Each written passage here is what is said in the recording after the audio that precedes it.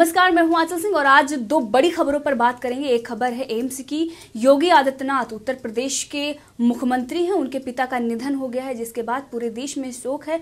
और वहीं पर एक चहेते मुख्यमंत्री के तौर पर पूरे देश में योगी आदित्यनाथ को देखा जा रहा था और वहीं पर उन्होंने बड़ा त्याग किया है कि अंतिम संस्कार में जाने से मना कर दिया, क्योंकि लॉकडाउन चल रहा है देश भर में और कोरोना वायरस से बचने के लिए उन्होंने ये कदम उठाया है और अपने माँ को एक पत्र लिखा बखूबी, जिसमें उन्होंने कहा कि मुझे पुत्र का धर्म था वो उन्होंने बाद में निभाने की बात कही है कि दर्शनार्थ के लिए मैं बाद में आऊंगा, पहले जो 23 करोड़ की जनता है उसके भले के लिए मैं यहाँ पर इनके भले के लिए काम करूंगा। तो ये जो बड़ा त्याग किया है उस पर। और दूसरी बड़ी खबर है, विजय माल्या को बड़ा झटका लगा है। 9,000 करोड़ का भारत का लुटेरा जो ब्रिटिश में छुपा हुआ था उसको लेकर है। इसी पर हम बात करेंगे। हमारे साथ हैं आज डॉक्टर पवन त्यागी, संघ विचारक। सर, आपका बहुत बहुत स्वागत है हमारे चैनल में। जी नमस्कार। सर, जो योगी आदित्यनाथ ने आज बड़ा फैसला लिया है अपने पिता के, एक तो उनके पिता की जो दुखद खबर आई, उसके बाद उन्होंने ना जाने के लिए जो माँ को पत्र लिखा, इससे भाव विभोर कर दिया उन्होंने इस पत्र के जरिए पूरे देश को, और चर्चा हो रही है। इस पर आप क्या कहेंगे कि जो उनका पुत्र धर्म था वो उन्होंने बाद में निभाया, पहले उन्होंने राजधर्म निभाया है। सर, इस पर आप क्या कहेंगे? देखिए, जो संत और सन्यासी हैं, ये दो वर्ड ऐसा है कि हमारे यहाँ 4 जीवन के भाग बताए हैं और उसमें बताया है कि जब कोई व्यक्ति पैदा होता है, पैदा होने से लेकर 25 साल की उम्र तक ब्रह्मचर्य का पालन करना चाहिए और 25 से 50 तक गृहस्थ माने विवाह हो गया, उसके उपरांत परिवार में रहेंगे, बच्चे होंगे, उनकी शादी करेंगे, ये 50 तक। और 50 से 75 की जो आयु है वो वानप्रस्थ कहा है, यानी परिवार में रहते हुए आपका परिवारों की जिम्मेदारियों से आप मुक्त हो गए, फिर परिवार में रहते हुए अपना जीवन यापन करते हुए समाज के लिए, देश के लिए कुछ करना। और 75 से 100 साल की आयु जो है वो 100 अगर मानकर चली है पहले समय में, तो ये कहते हैं कि उसके बाद फिर आप घर छोड़ दीजिए, परिवार छोड़ दीजिए और संन्यास लेकर के विश्व के कल्याण के लिए आप फिर घर से निकल जाइए और दुनिया के अंदर जा कर के धर्म का प्रचार करना, लोगों को संस्कार देना, ये काम करना। लेकिन हमारे यहाँ इस धर्म का पालन जो ये व्यवस्था है, अब आप देख रहे हैं कि अभी जिनकी उम्र 70-70 साल भी हो गई है वो लोग भी घर परिवार के मोह में फंसे हुए हैं और घर नहीं छोड़ पाते हैं। बच्चों की शादियाँ हो गई, उनके नाती पोते हो गए, उसके बावजूद भी घर ही में बने रहेंगे और लड़ाई झगड़े भी होते रहते हैं, मनमुटाव भी होते रहते हैं, लेकिन घरों के सुख वैभव ये छूट नहीं पाता है।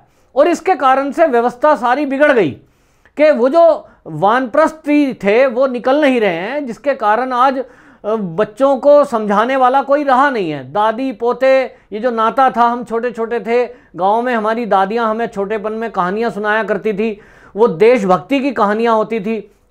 अब वो गौण है, अब सब टीवी पे और मोबाइल पे आ गए और इसलिए व्यवस्था बिगड़ गई। तो इस व्यवस्था में कुछ युवकों ने ये बीड़ा उठाया, जिसमें योगी आदित्यनाथ भी हैं, कि उनकी वो उम्र भी नहीं थी जब संन्यास लेने की। 22 साल की, मात्र 22 साल की उम्र में, सन 1994 में वो जब युवा थे, जिस उम्र में तो उनको विवाह भी करने का न्योता आया और विवाह करना चाहिए था, उस उम्र में उन्होंने तय किया कि मैं देश और समाज के लिए काम करूंगा, अपने धर्म की रक्षा के लिए काम करूंगा, और सन्यासी बन गए वो। तो उन्होंने तो तब बता दिया देश को कि मुझे क्या करना है। और उसके बाद 2 साल बाद वो सबसे कम उम्र के सांसद बने और सांसद बनने के बाद जीवन उन्होंने सन्यासी वाला ही रखा। मंदिर में रहना, नीचे जमीन पर लेटना, कुसा का आसन लगाना, सीमित दायरे में रहना।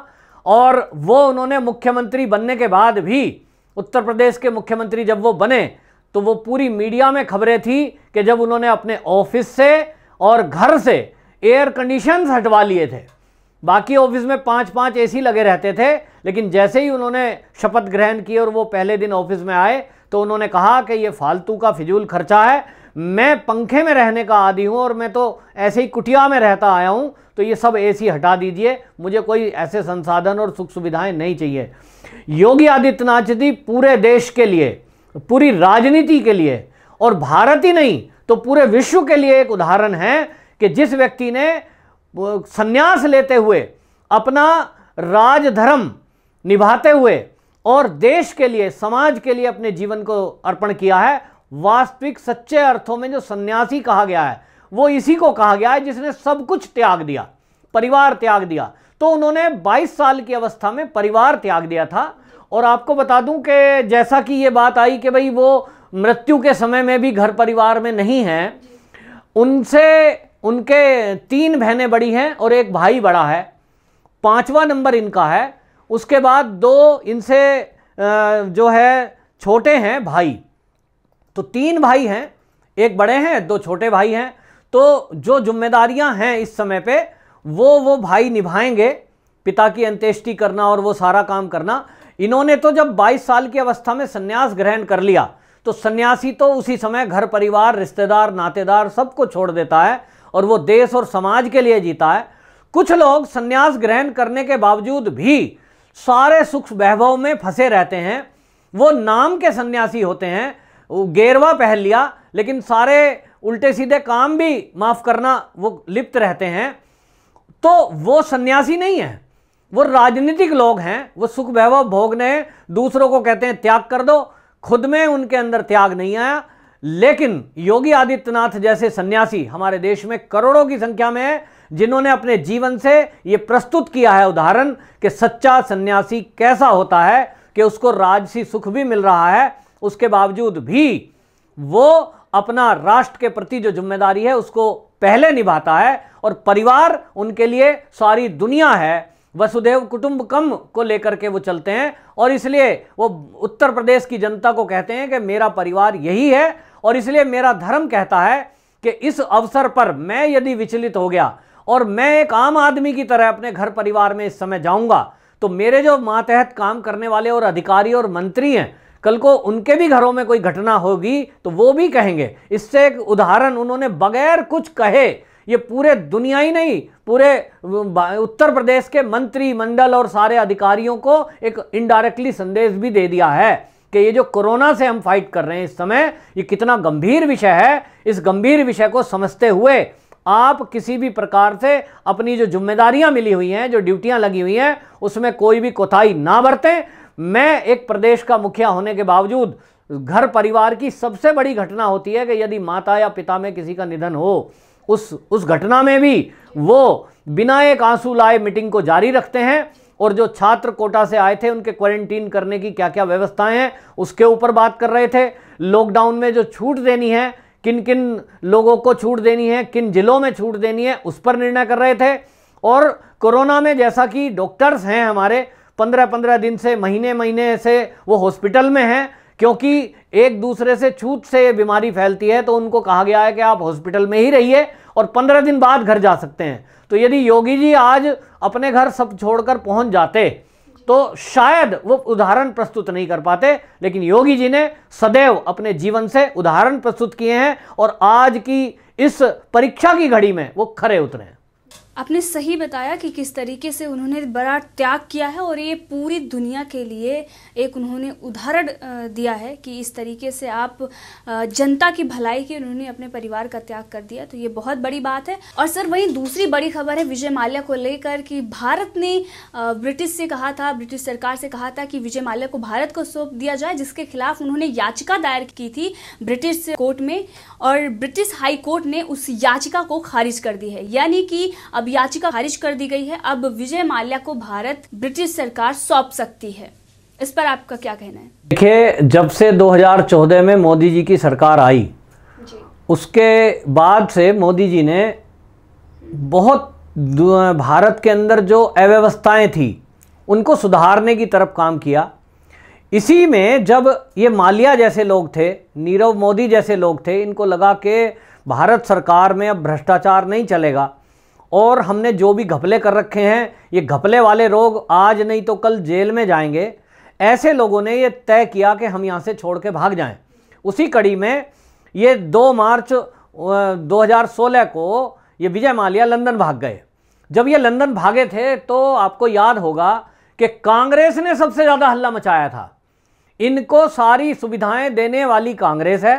कांग्रेस सरकार में ही बैंकों से सारा लोन पास हुआ, उसको लोन पास कराने में भी कांग्रेस के ही वित्त मंत्री का हाथ है, उनके रेफरेंस पे ये लोन मिला। लेकिन कांग्रेस ने इसको ऐसा मुद्दा बनाया कि मोदी जी को इस मुद्दे पे घेर लो और मोदी जी को कहा कि तुमने भगा दिया, तुमने भगा दिया। मोदी जी ने बिना कुछ उत्तर दिए और इस मोदी सरकार इस काम में लगी रही। और उसी दिन से जो होम सेक्रेटरी हैं, 21 फरवरी 2017 को पहली बार ये एप्लीकेशन लंदन में लगाई उन्होंने कि भाई इसको प्रत्यार्पण किया जाए यहाँ भारत में, और हमारे ये भारत का दोषी है, यहाँ बैंकों में घोटाला करके गया है और इसको हमें सौंपिए। लेकिन इसके विरुद्ध में माल्या वहाँ कोर्ट चला गया और उसे ये उम्मीद थी कि वहाँ वो कोर्ट में इसकी फाइट करेगा और शायद वो जिंदगी ऐसे ही बिता देगा और रिश्वतखोरी करके कुछ सेटिंग कर लेगा गवर्नमेंट में। इतने दिन का जो टाइम मिल जाएगा, जैसा अब तक होता आया है कि कोई भी केस कोर्ट में कर दो, साल 2 साल का टाइम मिल जाए। इसी बीच में क्योंकि 9,000 करोड़ का मैटर है साहब, तो इसमें 9,000 करोड़ में 900 करोड़ भी अगर दे दो किसी भी सरकारी आदमी को या कहीं भी, तो सेटिंग हो जाती है। इसको पुरानी आदत पड़ी हुई थी, इसने सोचा इस सरकार में भी सेटिंग हो जाएगी। लेकिन ये मोदी सरकार है, मोदी सरकार ने सिद्ध कर दिया कि यहां अब किसी भी अपराधी की एक नहीं चलने वाली, यहां किसी अपराधी के मंसूबे कामयाब नहीं होंगे, भ्रष्टाचार नहीं होगा इस सरकार में। और इसलिए लगातार प्रयास में मोदी सरकार लगी रही, जिसका आज नतीजा यह है कि वो जो उसने एप्लीकेशन लगाई थी प्रत्यार्पण के विरुद्ध में, वो कैंसिल हो गई है। और अब ये जो गेंद है ये गृह सचिव के पाले में है। तुरंत अब इसको जो है भारत लाया जाएगा और पूरे राज जो ये दफन हैं अभी ऊपर सामने नहीं आए कि इसको मदद किन किन लोगों ने की थी। ये सरकार तो कांग्रेस की थी, लेकिन उसके पीछे और कौन कौन थे, किन किन को कमीशन गया, कौन कौन ने रिश्वत ली, किसने इसको भगाने में मदद की। इन्होंने आरोप तो कांग्रेस ने लगा दिया, लेकिन अभी तो जो वो लाया जाएगा ना भारत में और इन्वेस्टिगेशन होगी, तब असली राज खुलेंगे। आप देखते जाइए, आने वाला समय ये बहुत ही महत्वपूर्ण होने वाला है कि कांग्रेस की पोल आगे आने वाले समय में खुलेगी और ऐसे लोगों को जो देश को लूट करके कहीं भी किसी कोने में छुपे हैं, वो भारत में आएंगे और उनको सजा दिलाने का काम मोदी सरकार करेगी। सर, आपका बहुत बहुत धन्यवाद इस विषय पर जुड़ने के लिए। आगे फिर मुलाकात होगी और बने रहिए चैनल के साथ।